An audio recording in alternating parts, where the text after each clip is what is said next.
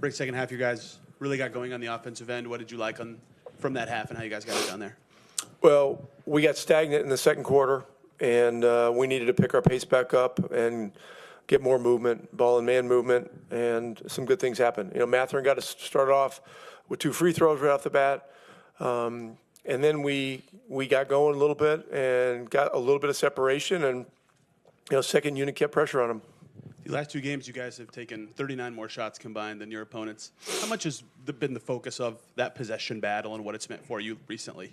Well, I talk about the possession aspect of the game all the time.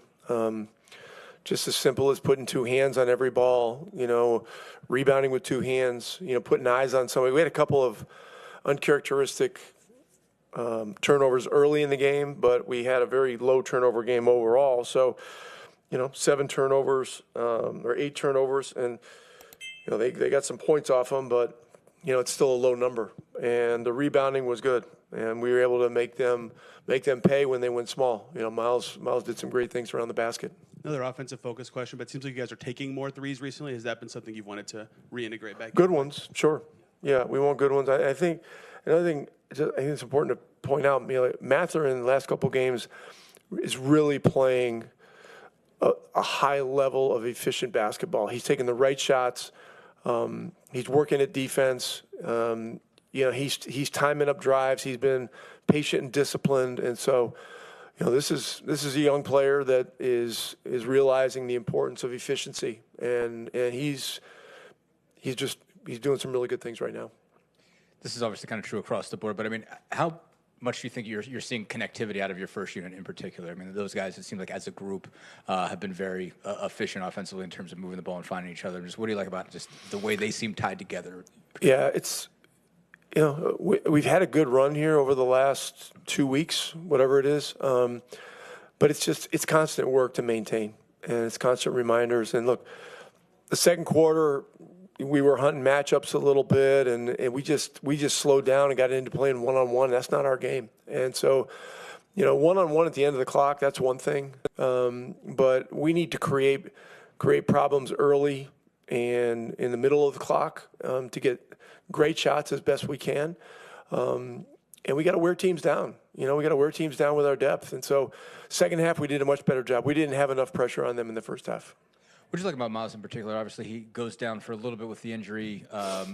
Was questionable to return for a minute. It looked like he probably really made a point when he got back to make an impact there. Just what do you like about what he did on both ends? Myles is playing with a lot of patience and discipline, and like Matherin, he's playing a very efficient game. He's going to his strengths. He understands when teams put a small on him, he's going right to the rim and he's punishing them. And he had a great run of that in the Boston game.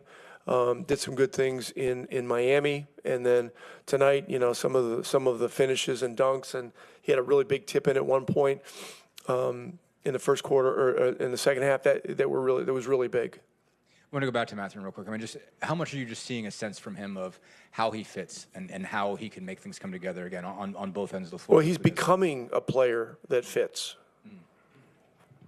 And he's working at it, and he's understanding that, fitting into our system is going to mean making certain sacrifices, running and being a threat even if you don't touch the ball, taking the right shots, not just driving the ball into crowds.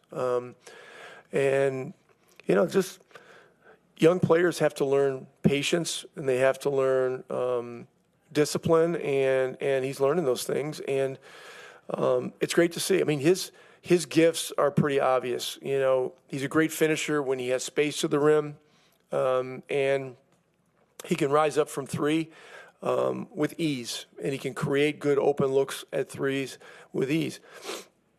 And he's making those reads. The last 2 games, really as good as any 2 games since he's been here.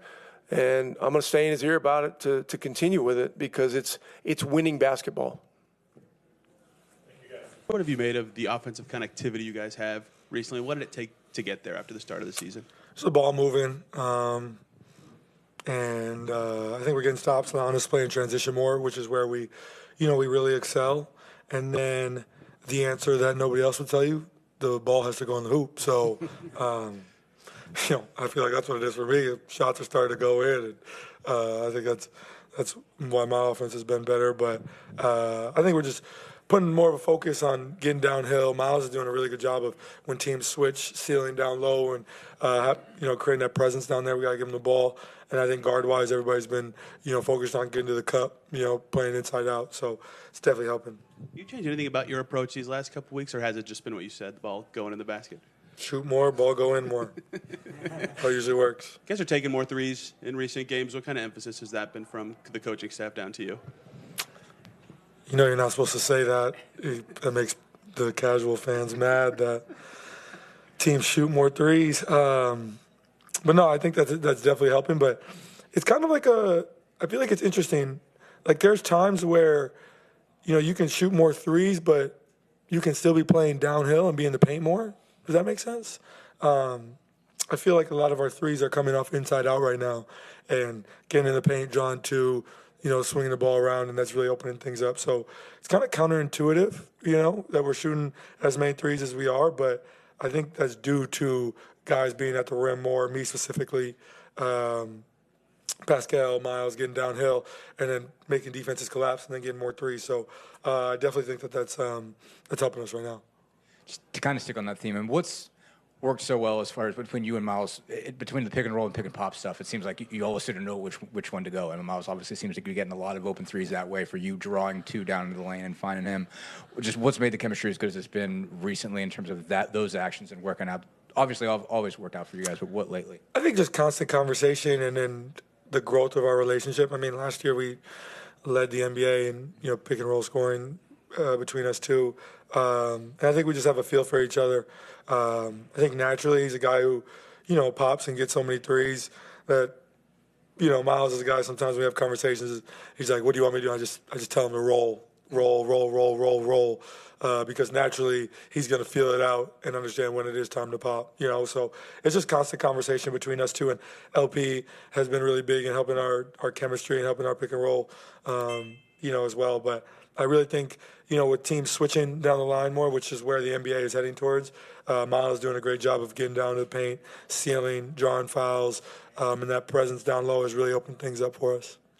Rick made a point of pointing out Ben Matherin's play and how well he's helping you guys connect. I mean, just where are you seeing the growth there? Obviously, we've talked about this all year in terms of him taking the right shots, making the smart, quick decisions as far as getting downhill, and also just giving you defense and rebounding. I mean, how is he, kind of connecting things together with things the growth that he's making, I guess? Yeah, just playing the right way. He's our high for us and plus minus. He's just playing the right way. He's a scorer by nature, so those are going to come. And we just try to give him the ball in space and let him attack. He does a great job of drawing fouls and getting downhill.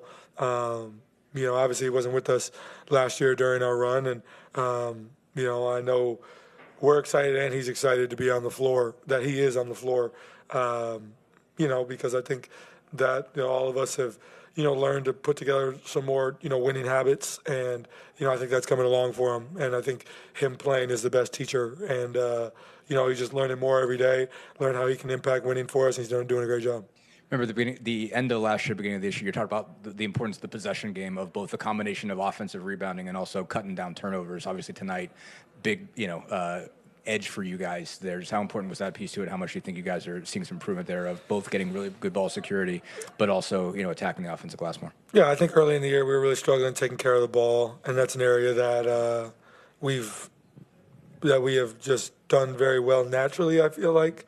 And when we were struggling early in the year and we got the practice time, during the in-season tournament run or during in-season tournament finals when we got to have some practice time, a lot of our emphasis was just on taking care of the ball, kind of doing some elementary stuff in terms of outlets. And when you do get a steal or a loose ball, putting eyes on who you're passing it to and, getting the ball in space. And but I think that's been really good for us. And, I think it starts with me as a point guard, just trying to take care of the ball better. And I think it just flows down the line. But we're doing a great job taking care of the ball. And when our turnover numbers are low, if we get to play 24 seconds in a shot clock, I like our odds. The more shots we take, I feel like the more that will go in. So, we're definitely. It's been a big emphasis of ours to take care of the ball as of late, and it's working. Tyrese, tonight you had some good finishes at the rim. What was on your mind when you are navigating the paint? Are you reading the defense, or is it just instinct taking over? Yeah, it's a good question. I think that when I do get downhill, I'm a pass-first guy, so sometimes I'm getting downhill and my mind is telling me to pass, and by the time I make a pass and I go watch the film after the game, and it's like I have wide open layups, So just trying to be aggressive, getting downhill. When I'm attacking the rim and drawing fouls at the rim, making layups, getting to the rim, it opens up everything else for me to get guys the ball in space and get them to make shots, puts pressure on refs to call fouls. And, numbers don't lie. When I'm in the paint more, we win more. So definitely an emphasis of mine. Thank you. Yeah. Was the calf first and foremost? I'm good, man. I think that it was just more than anything, I was being overcautious or precautious than anything. Got some of the best trainers in the world on our side. Carl Eaton, he got me right. Was able to go back here and just, do a little treatment on it, get right back in the game. What have you felt of the offensive flow of the team, and particularly the starting five, the last couple of weeks? Everything starts with our defense. When we can get out and run, it opens up everything for everybody. I think that you see a couple shots go through that makes you defend even harder. I think it's just human nature at this point. And then I think, we know how high-powered our offense is, but we know we're a much more effective team when we defend. You had a couple of plays that got you amped, blocks, dunks in this one. What do those kind of things do for you in the course of a game, even when you don't touch the ball, but you can get those and mixed in? Yeah, they're momentum shifters. I think that, to get our team going and whatnot, those plays matter, especially the blocks. I think it gets the crowd into it, gets our bench into it, and just, it's something I've done for a long time, so it's going to continue to do.